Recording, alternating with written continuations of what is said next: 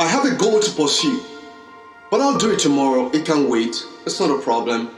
And tomorrow comes, you think, well, I'll probably push it further for another 2 days.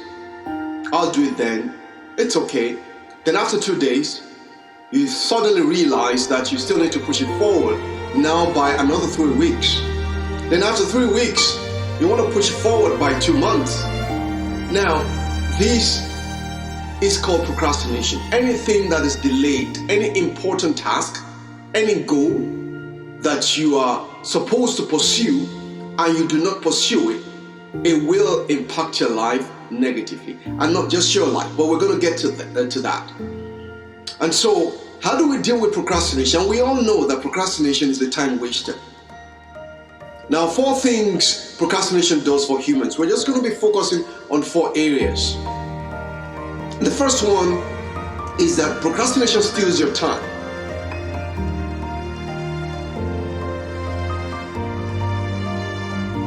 And number 2, it erodes opportunities and privileges. So what that means is that you will lose privileges, you will lose opportunities. Number 3, it destroys destinies. And not just the procrastinator, but for other people, especially those that ought to have benefited from what wasn't done, from the task, from the goal that wasn't done. So that's number 3, it destroys destinies. Number 4, it empowers the enemy. See, friends, this is a domain where the enemy thrives. So we're going to be looking at this as well. But let's start with number 1, which is time. It steals our time. Procrastination steals your time if you do not do what it is that you need to do on time. We have to remember that we are placed in time by the sovereign Lord who exists before time, and he's the God of time, and he will be the God after time. So he placed you in time for a reason. The time that you lost is gone. I understand there's an exception to this rule, but generally speaking, the time that you lose, you may not recover that. I give you an example. If you're 40 years of age, you can't decide you want to be 18 years of age now. If you have attained the age of menopause, you can't say, well, I want to go back to those good days. I want to be 25 years again.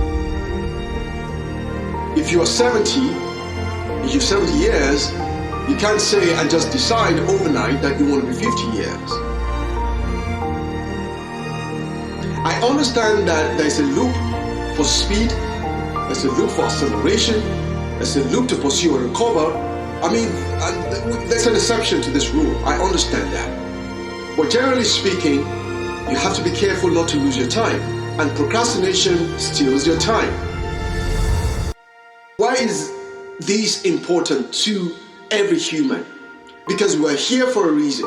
Because you're here, your life is time bound, and your assignment has to be achieved within that time allotted to you. No one knows how much time they have, but we all have a limited time here.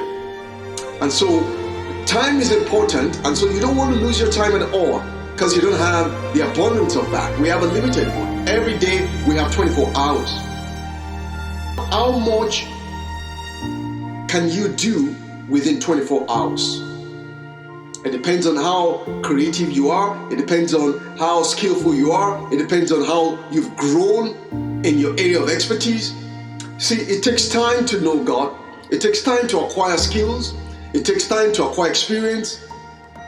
It takes time to build meaningful relationships. It takes time to achieve any meaningful thing in life. There's a place for preparation. There's a place for training. And that's why they say that what you're looking for is also looking for you, but not the current version of yourself. Because you have to improve yourself through training, through mentorship, through education, through going through challenges and refining yourself, molding yourself into a better person. You have to become a better version of yourself. It doesn't just come overnight. These things take time. So that's the first thing that procrastination does for you.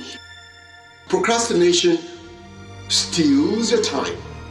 So you have to do everything within your power to stop procrastination from taking your time away from you. You run out of time when you procrastinate. You can't continue to sit in the grave. You can't continue to sit on the fence. You can't continue to be to just sit without doing anything. You have to wake up every day with a plan in your mind. You have to wake up every day with your goal in your mind. You have to wake up every day and go, because the cosmos is waiting for you. Is waiting for your manifestation. So we're going to go to number 2 now. When you procrastinate, you lose opportunities. I'm going to repeat that. When you procrastinate, you lose opportunities. See, they say that time and chance favor the prepared mind. Privileges will evade you. Privileges will elude you. Privileges will be wasted. Opportunities will be lost if you aren't prepared. If you're not well prepared for a position, for example, you probably will fail in that position. At the minimum, you will be exposed to making costly mistakes, avoidable mistakes. And so that's what procrastination does for you. You lose opportunities. Number 3, procrastination destroys destinies. Destiny is why you're here in this cosmos. Destiny is called purpose, and that means that if you procrastinate, then you're impacting your purpose negatively. Each time you procrastinate on something that has to do with your purpose, you're impacting your life. And you're not just impacting your life alone, you are impacting lives that depend on your calling. You are impacting lives that depend on your purpose. So your inaction will impact lives. Your inaction will impact yourself. Your inaction will even impact the entire ecosystem. So you have to take action. You don't have all the time to waste. You can't even afford to waste time again. So when you procrastinate, just know that you're running out of time so quickly, exponentially. You're running out of time when you procrastinate. Because now you are at the verge of destroying destinies. You are at the verge of not doing what God has called you to do. Because everyone has a talent, and they will give account to the Creator, to the giver of that talent, what they did with that talent. So you can afford to bury your talent by procrastinating. You have to make a move. So we've covered 3 areas now, and now number 4, which is empowerment of the enemy. Procrastination empowers the enemy. See, this is an area where the enemy thrives. This is the enemy's domain. The enemy wants to keep you in the state of procrastination. The enemy will always prey on your ignorance. And so you have to fight that. The enemy will always prey on your ignorance. And how do you fight that? You have to understand how the enemy operates. The enemy has come to kill, to steal, and to destroy. The Holy Book makes us to understand that. And so the first thing that the enemy will try to do to you is to steal your time. The enemy will try to steal your time, to reduce the time you have to spend on a given task. The enemy will try to reduce the overall time you have left, even in this cosmos. The enemy steals time. The time for you to get an answer to your prayers, the time for you to move from point A to point B. The enemy is looking for ways to steal that time from you. And I give you another example. If you have, let's say, 5,200 weeks to live in this cosmos, right? Now you procrastinate in areas that are important to your calling. Let's say, for example, you're meant to eat healthy food and you keep eating junk food, then you're going to reap that. You're going to reap that. How do you reap it? It will impact your health negatively, and the enemy is happy when you don't do what it is that you need to do to impact your purpose positively. So when you don't do that, and then you have failing health, then you have the likelihood of reducing the total time that you have to spend in this cosmos. That's just one way. The enemy will encourage you. No, it doesn't matter. Just don't, feed your body with healthy foods, right? It steals your time. The next thing that the enemy will try to do to you is that the enemy will try to waste your time through fear, through ignorance, through inaction. The enemy always looks for ways to waste people's time. The steps you're meant to take, you're afraid of taking those steps because of fear. It tells you you're not good enough, you're unloved, you're unvalued, you're unworthy. It makes you sabotage yourself with self-sabotaging thoughts and actions. It just stops you in your tracks. That's what the enemy does. He brings fear your way. It brings fear into you, and then you are powerless. So you have to stop that. You have to rebuke that. You have to resist that from the enemy. And the third thing that the enemy will try to do to you is to distract you. This is where you have to be intentional with your life. Choose your friends carefully. Choose your hobbies carefully. Choose what you feed on carefully. Choose your schedule carefully. Do not allow anyone to just come and interrupt your schedule. Yes, there will always be interruption because that's the world we live in, but you can be so intentional that you minimize the distractions around you. We have technology as a distraction, but of course technology should enrich our calling.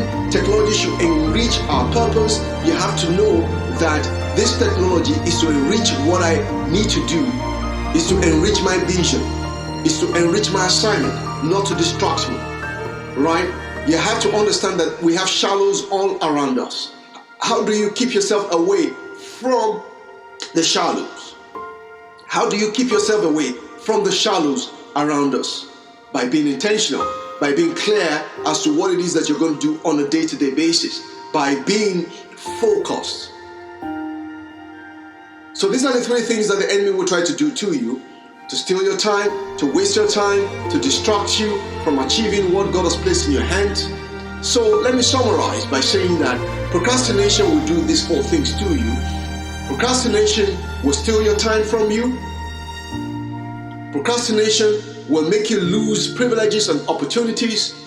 Procrastination will destroy your destiny and destinies of other people that depend on your calling, that depend on your purpose. And finally, procrastination will empower the enemy. So I pray for you today that you will stop procrastinating, that you will begin to do what it is that you need to do time because you have a limited time, that you begin to do what you need to do now because lives depend on your vision, lives depend on your purpose, lives depend on you.